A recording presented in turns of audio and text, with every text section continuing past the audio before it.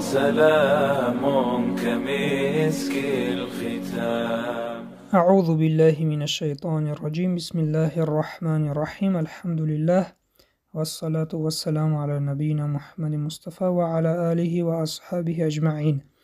درس عقیده را از کتاب امام ابو حنیفه فقه اکبر دوام میدهیم. موضوع امروزه قرآن کلام خداست. امام ابو حنیفه میگویند: والقرآن كلام الله تعالى في المصاحف مكتوب وفي القلوب محفوظ وعلى الألسن مقروء وعلى النبي صلى الله عليه وسلم منزل ولفظنا بالقرآن مخلوق وكتابتنا له مخلوقة وقراءتنا له مخلوقة والقرآن غير مخلوق. یعنی و قرآن کلام خداوند متعال است، در صحیفه ها نوشته شده و در دل ها محفوظ است، بر زبان ها خوانده می شود و بر پیامبر گرامی صلی الله علیه و سلم نازل شده است. تلفظ کردن ما قرآن را مخلوق است. نوشتن و خواندن قرآن به واسطه ما مخلوق است، اما قرآن مخلوق نیست. اکنون بیایید شرح این کلمه ها را میبینیم. امام ابو حنیفه گفتند: و قرآن کلام خداوند متعال است. یعنی قرآن یکی از صفتهای خداوند است که کلام است. یعنی کلام خداست. ازلی است، یعنی به اول و به انتهاست. در صحیفه ها نوشته شده است. آنچه که از کتاب ما میخوانیم، یعنی کتابت شده است، نوشته شده است و در دلها محفوظ است. و قرآن در دلهای بعض شخصان از سوره فاتحه تا سوره ناس، یعنی کل قرآن حفظ کرده شده است. و این هم یکی از معجزه های قرآن است که حفظ کرده می شود. تصور کنید 604 صحیفه از سوره فاتحه تا سوره ناس حفظ کرده می شود. این یکی از معجزه های قرآن است. باز می گردیم به قول امام ابو حنیفه که در دوام چنین گفتند: بر زبان ها خوانده می شود و بر پیامبر گرامی صلی الله علیه و سلم نازل شده است. قرآن کریم به پیامبر صلی الله علیه و سلم در دوام 23 سال نازل شد، آیت گاه سوره پره، گاه قسم آیت ها. یعنی هر واقعه هایی که روی داد نسبت به آن واقعه ها، به آن حادثه ها قرآن نازل شد. گاه ها مشرکان آمده چی پرسیدند و خداوند جوابشون داد در قرآن. گاه ها مسلمان ها آمده از پیامبر سؤال کردند و الله سبحانه و تعالی جواب گرداند. این چنین گاه ها هم خیلی نازل شدند و مثل نماز فرض شد، روزه فرض شد، حج فرض شد و دیگر مسئله ها. در دوام متن امام ابو حنیفه میگویند که تلفظ کردن ما قرآن را مخلوق است. نه که آنچه که ما از قرآن تلاوت میکنیم میخوانیم این مخلوق است. برای خاطر چی؟ برای خاطر که ما خودمان مخلوق هستیم. این چنین کلام ما، سخنی که ما میخوانیم، قرآنی که ما تلاوت میکنیم، این تلاوت ما مخلوق است. نوشتن و خواندن قرآن به واسطه ما مخلوق است.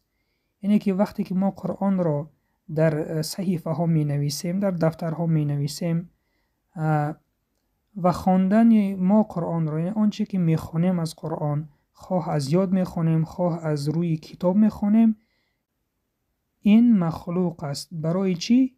برای آنکه خود ما مخلوق هستیم و هم نوشتن ما قرآن را، هم خواندن ما قرآن را مخلوق می باشد.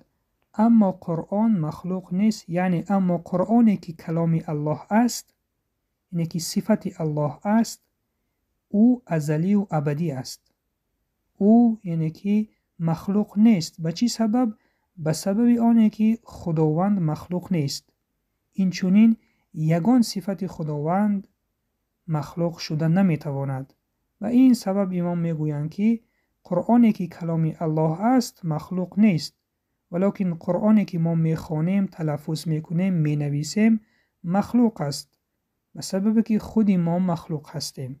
این از فرقیت اینه که کلام الله قرآن و آن چیه که ما میخوانیم، ما حفظ میکنیم، ما از روی کتاب میخوانیم، از یاد میخوانیم، یعنی که همه اینها مخلوقند و کلام خدا باشد مخلوق نیست، چون الله سبحانه و تعالی مخلوق نیست. و در شرح ملا علی قاری آمده است کلام خدا به ذات خداوند قایم است و کسی گوید که کلام خدا مخلوق است، یعنی نو پیدا شده است، او کافر گردد. و اگر پرسند که چی حاجتی بود که امام ابو حنیفه این سخنها را گفته است، جواب این است که بودند گروه هایی که گفتند که قرآن کلام خدا مخلوق است، یعنی نو پیدا شده است. و این سبب امام ابو حنیفه آنها را رد کرده این کتاب را نوشتند. و در دوام امام ابو حنیفه گفتند وما ذكر الله تعالى في القرآن حكاية عن موسى وغيره من الأنبياء عليهم الصلاة والسلام وعن فرعون وإبليس فإن ذلك كله كلام الله تعالى إخبارا عنهم، وكلام الله تعالى غير مخلوق، وكلام موسى وغيره من المخلوقين مخلوق، والقرآن كلام الله تعالى فهو قديم لا كلامهم. یعنی آنچه خداوند در قرآن درباره موسی و سایر پیامبران علیهم السلام و درباره فرعون و شیطان ذکر کرده، همه اینها کلام خداوند است که فقط از آنها خبر داده و کلام خداوند مخلوق نیست، اما کلام موسی و سایر مخلوقات مخلوق هست، یعنی آفریده شده است. قرآن کلام خداوند متعال است که قدیم و ازلی است و کلام آنها نیست. اکنون بیایید شرح گفته های امام ابو حنیفه را میبینیم. آن چیزی که الله تعالی ذکر کرد در قرآن مثل حکایه حضرت موسی علیه السلام و غیر موسی علیه السلام از دیگر انبیا و از فرعون و ابلیس، پس البته اینها همه کلام الله تعالی بوده، خبری از آنهاست، یعنی الله سبحانه و تعالی از زبان آنها خبر میدهد که موسی چنین گفت، فرعون چنین گفت، شیطان چنین گفت، دیگر پیامبران چنین گفتند. اینها همه‌اش کلام الله سبحانه و تعالی است، فقط الله از آنها خبر میدهد و کلام الله تعالی غیر مخلوق است و کلام موسی علیه السلام و غیر او از مخلوقات مخلوق است. قرآن کلام الله تعالی بوده، قدیم است، یعنی به ابتداست، اول ندارد. به چی سبب؟ به آن سببی که کلام خداوند است. اگر ابتدا می داشت، نو پیدا می بود، نقصان در ذات خداوند بود و ما می دانیم که خداوند از همه نقصانها پاک است. دوستان عزیز، خلاصه درس این است: وقتی که ما قرآن می گوییم و منظور ما کلام الله باشد، این کلام الله صفت از صفات الله است و ازلی است، ابتدای و انتها ندارد. و اگر ما قرآن گفته خواندن ما انسانها را در نظر داشته باشیم یا نوشتن ما انسانها را در نظر داشته باشیم یا تلاوت ما انسانها را در نظر داشته باشیم، چه از یادمان خوانیم چه از روی مصحف خوانیم، این یعنی که مخلوق است. برای چی؟ برای آن که ما خود مخلوق هستیم.